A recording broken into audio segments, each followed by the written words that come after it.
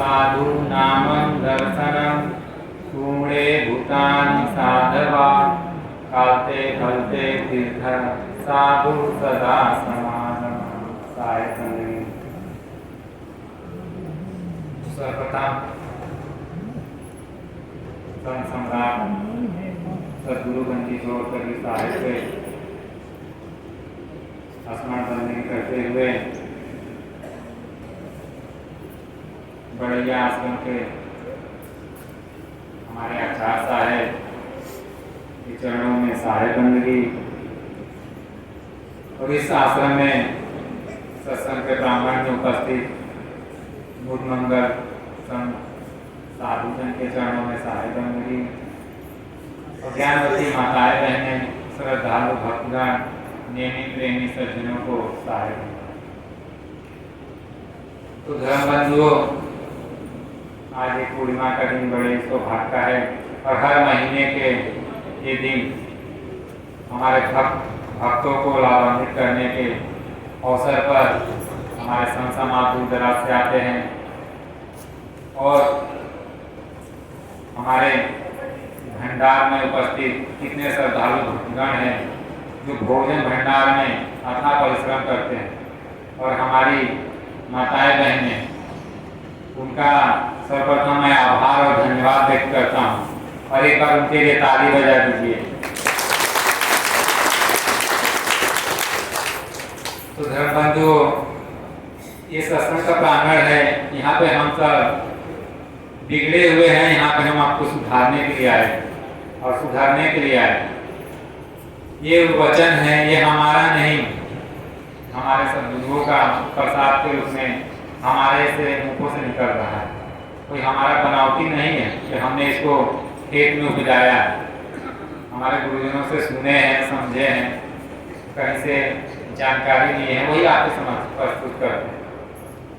जिस तरीके से हम धन कमा के कहीं और से लाते हैं, अपने घर में उस व्यवस्था में लगाते हैं, ठीक उसी प्रकार ये भी प्रसाद हमारे गुरुजनों से मिला है और ये आपके समक्ष प्रस्तुत कर रहे हैं। उसी तरीके से समय कम है, उसकी मर्यादा करते हुए, ज़्यादा न कहते थोड़े में ही बहुत समझा जाए तो बहुत बढ़िया होगा। तो सदगुरु कबीर साहब भी देखिए अपने शब्दों में कहते हैं, बुरा जो देखा न मैं चला, बुरा न मिलिया तो जो दिल खोजू वहाँ बना तो मुझसे बुरा। इसीलिए हम लोग संसार की बुराई को न देखते हुए, क्यों अगर अपने बुराई को देखा जाए तो हम लोग का विकास होगा। अगर हमारे पड़ोसी का घर पे कूड़ा कचरा है, उससे हमको सफाई से क्या लाभ होगा? हमको तो अपने घर का कचरा का साफ करेंगे तो लाभ होगा। उसी तरीके से ये केवल घर की बात नहीं है, ये स्वतः परिवार के हर सदस्य की बात कि बहू सोचती है कि सास को सुधारना, सास बहू को सुधारना, बेटा पुत्र को सुधारना, पिता को सुधारना, कोई समाज को सुधारना, देश को सुधारने में लगे। लेकिन सदगुरु कबीर साहब इतने उच्च कोटि के संत होते हुए भी उन्होंने केवल अपने सुधारने पे कहा कि हम लोग खुद को सुधारेंगे तब हमारा विकास होगा। इसीलिए हम लोग अपने पे ध्यान दें और जो जैसा है उसको वैसा ही स्वीकार करें। तो देखिए, इसके पहले भी हमारे संत समाज बहुत अच्छे शब्दों को लेके जीवन के बारे में प्रोत्साहन किया, समझाया बुझाया को कैसे रहना चाहिए। हम लोग कितने आसक्ति में घिरे होते हैं, इसके कारण हमको चिंता दुख हो जाता है।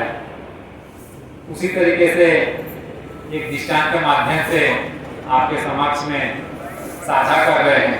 तो किसी महात्मा के पास एक सज्जन आए, तो जीवन की सार्थकता क्या है? धन है, बल है, विद्या है, गुण है, कौशल है, फिर भी जीवन में अशांति क्यों रहती है?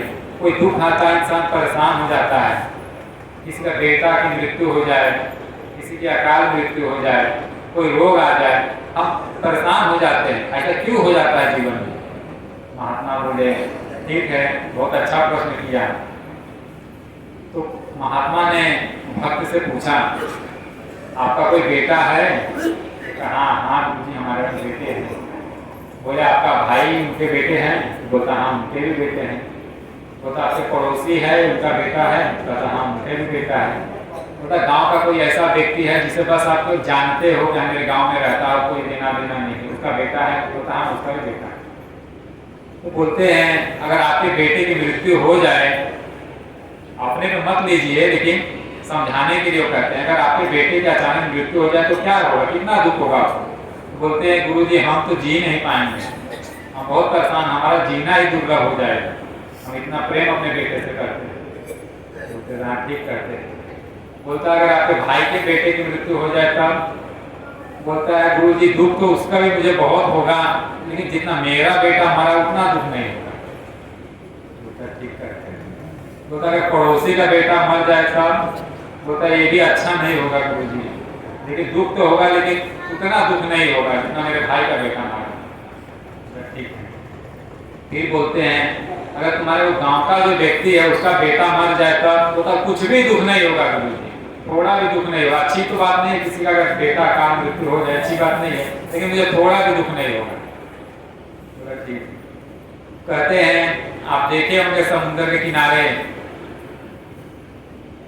पुत्र को पिता लोग घुमाने ले जाते हैं, तो बच्चे मिट्टी का टीला बनाते हैं, महल बनाते हैं खिलौना के माफी। बोलते थे हाँ देखना गुरु। तो बोलते बेटे लोग जब टीला बनाते हैं, महल बनाते हैं, तो लहर आती तोड़ देती है, तो क्या होता है बेटे रोने लगते हैं। बोलते थे हाँ गुरु जी अक्सर बेटे रोने लगते हैं। तो बोलते हैं क्या आप रोते हो। बोलता नहीं मैं तो नहीं रोता। बोलता क्यों नहीं आप रोते, बेटा क्यों रोता है, इतना मेहनत से बनाता है, लहर आती है गिरा देती है, बेटा रोने लगता, आप क्यों नहीं रोते। बोलते गुरु जी हमको तो मालूम है लहर आएगी तो टूटेगा।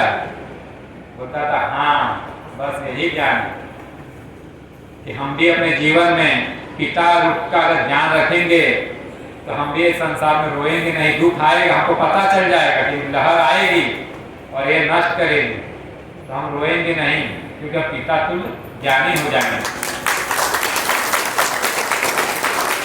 उसी प्रकार कि अगर हम लोग पुत्रवत का ध्यान रखेंगे, छोटे बच्चे के जैसे खिलौने के जैसा बस खेलते रहेंगे, तो हम लोग भले बड़े हो जाएं, शरीर भले बुढ़ापा आ जाए, हम जवान हो जाए, लेकिन हमारी बुद्धि कैसे रहेगी, वो बच्चे के जैसी रहेगी।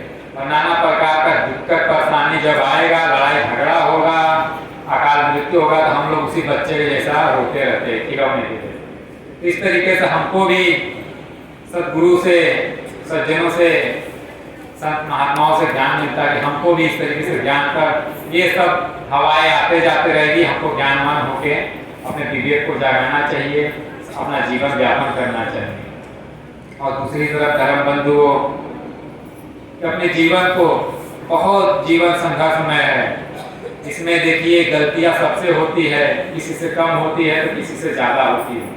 तो देखिए किसी सज्जन ने कहा है, किसी संतों के शब्दों में आता है, कविजन कहता है कि मैंने अपने जीवन को कुछ इस तरह से आसान कर लिया, किसी से क्षमा मांग लिया तो किसी को क्षमा कर दिया। तो अपने जीवन में गलतियां होगी, परिवार से, समाज से, हमारे मित्रगण से, तो बस उसको अगर हम क्षमा कर दें और हम छुप के क्षमा मांग लें, तो हमारे परिवार में एकता बनी रहेगी और विकास होते रहेगा, हम लोग भजन साधन कर सकते हैं। अन्यथा समाज में अक्सर देखा जाता है कि लोगों से गलतियां होती है परिवार में, तो कहते हैं टूटना पसंद है लेकिन झुकना पसंद नहीं है। इसीलिए हमारे परिवार में एकता नहीं रहती है, हमारे समाज में एकता नहीं रहती है। कभी कभी देखा जाता है कि हमारे गुरु भाइयों में भी एकता नहीं रहती है, कभी कभी हमारे संत महात्माओं में भी एकता नहीं रहती है। क्यों नहीं रहती है?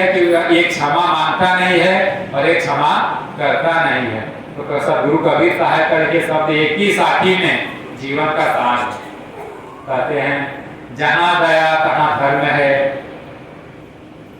जहां दया तहां धर्म है, जहां लोभ तहां पाप, और जहां क्रोध तहां काल है, और जहां क्षमा वहां आप। क्योंकि गलतियां सबसे होगी, लेकिन जहां पे क्षमा होगा वहीं पे सदगुरु का ज्ञान होगा, वहीं पे विकास होगा, वहीं पे शांति होगा, अन्यथा कहीं पे नहीं होगा। तो अपने शब्दों को ज्यादा विस्तार न करते हुए थोड़े में ही बहुत समझ लेना, अपने जीवन को बस सरल करना, अपने जीवन को आसान बनाना, संत महात्माओं के शब्दों को अपने जीवन में उतारना, क्योंकि कहते हैं जीवन का सार अपना सुधार। तो बोलिए सद्गुरुदेव की जय। सारे बोलिए सदगुरु कबीर साहब की।